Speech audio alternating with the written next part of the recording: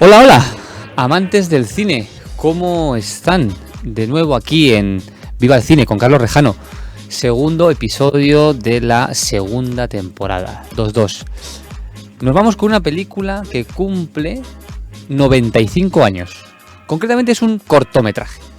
Nos vamos a un cortometraje, al igual que en el primera temporada también hablamos en el segundo episodio de un cortometraje que fue el de Disney con Mickey.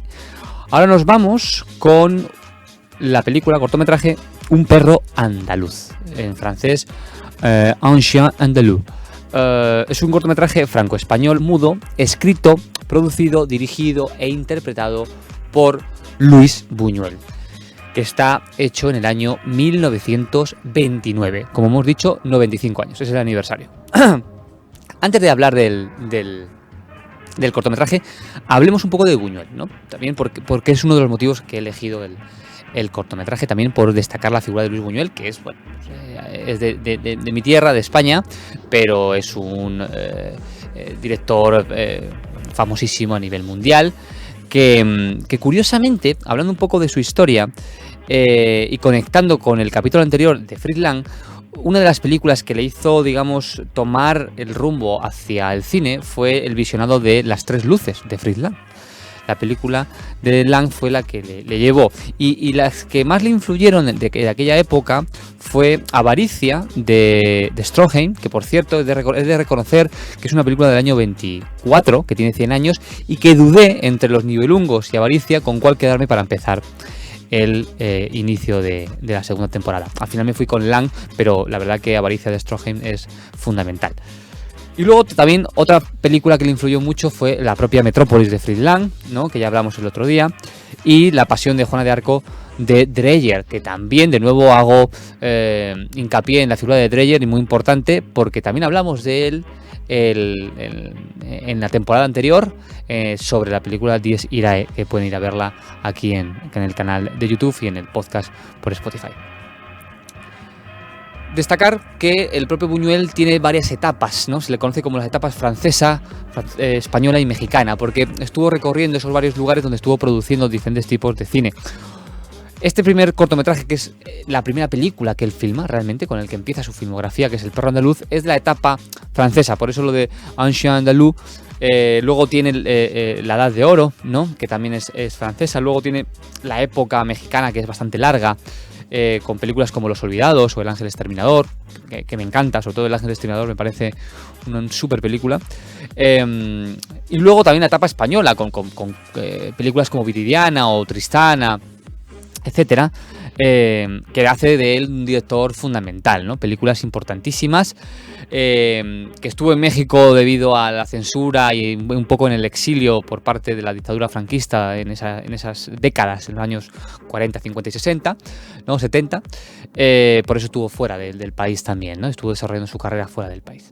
Así que nada, recomendar la figura de Buñuel para empezar, ¿no? Un director importantísimo dentro de la historia del cine. Vámonos al cortometraje, a Un perro andaluz, año 1929. Algo muy importante a destacar. Dalí, Salvador Dalí.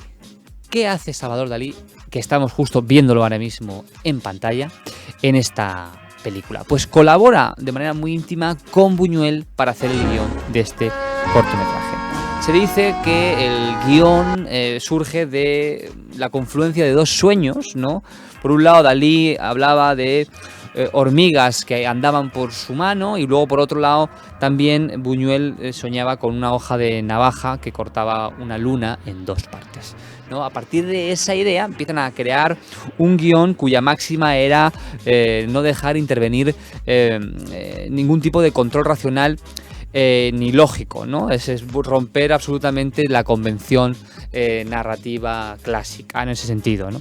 Entonces es interesante la figura de Dalí como representante de todo este mundo surrealista, ¿ok?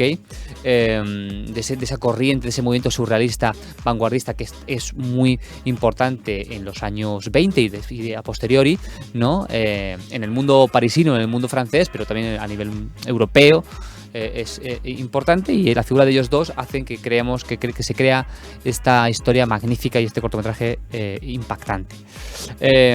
Tanto así que, a ver, Buñuel siempre ha reconocido la importancia que ha tenido siempre los sueños, las visiones y los delirios en su vida cotidiana y en su cine, ¿no? Entonces, digamos que aquí vemos ya en este cortometraje ciertas cositas que podemos ir evidenciando a lo largo de su carrera fílmica, ¿no?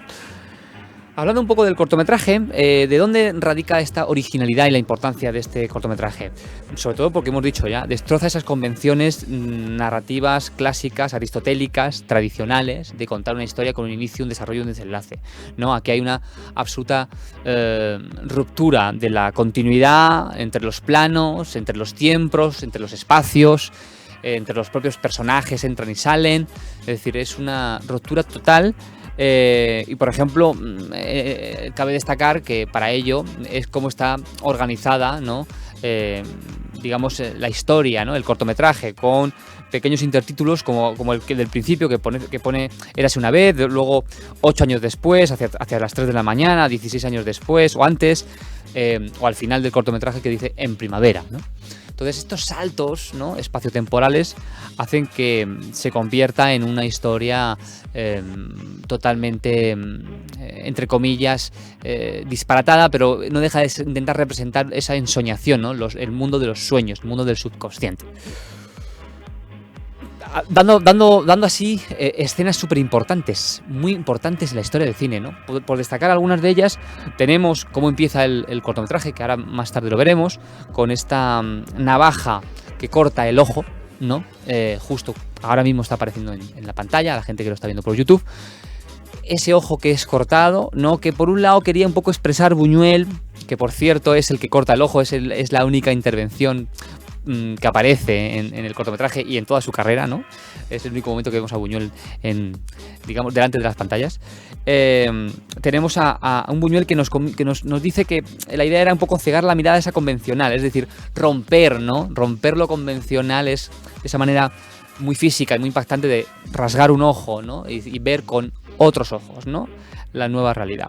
Luego tenemos otras escenas como la que ya plantea el propio Dalí, el tema de la mano con las hormigas, ¿no?, que también es muy impactante, que la estamos viendo justo en pantalla ahora mismo, súper interesante, esas hormigas saliendo de la mano, ¿no?, que se te queda para toda la vida esa imagen en el cerebro. O también esa relación, también la represión sexual a través del cuerpo femenino, también de cómo aparecen las diferentes partes del cuerpo femenino, ¿no? Por lo tanto, bueno, hace de una película que merezca la pena ver, que dura unos 20 y tantos minutos y que tiene escenas súper impactantes. Les dejo ahí para que ustedes puedan verla tranquilamente, pero destaco esas de aquí.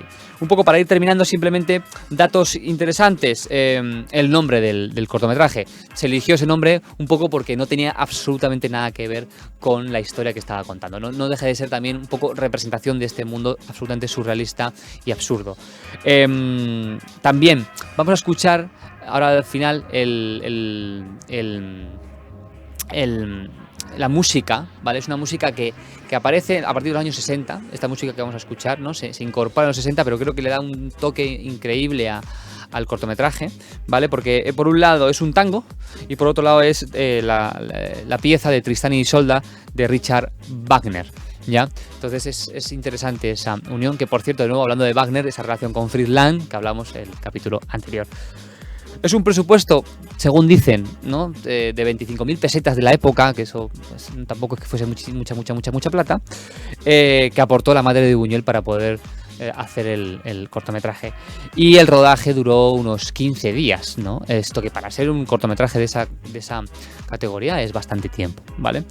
Así que nada, nos encontramos con El perro andaluz, con una pieza considerada la más importante y representativa del mundo del cine surrealista, que transgrede los esquemas narrativos canónicos tal y como los entendemos, intenta provocar y provoca ese impacto moral al espectador a través de imágenes agresivas, ¿no?, muy fuertes, y que está constantemente remitiendo a ese mundo del delirio, del sueño, de estas conexiones con el subconsciente y haciendo pues un uso del tiempo no lineal, ¿no? Al igual que los espacios, como hemos comentado, ¿no? Por lo tanto, podemos considerar a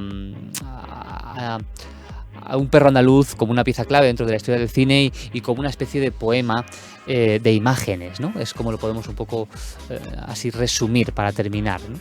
Así que esto es todo por hoy.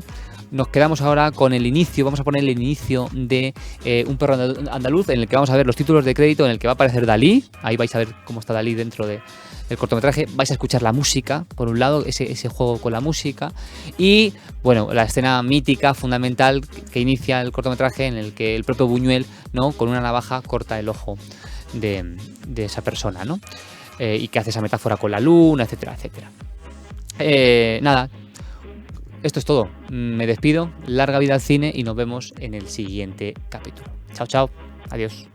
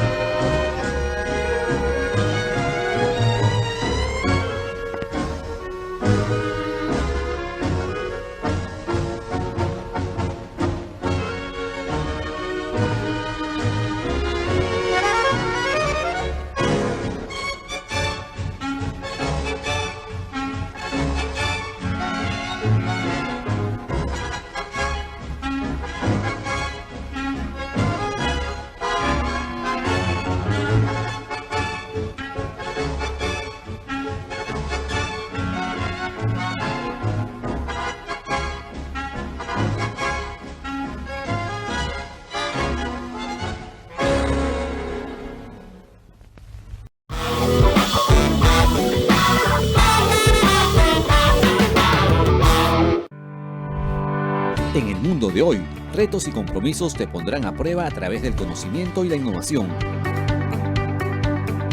En USIL, estamos preparados para brindar educación de calidad y afrontar un gran desafío.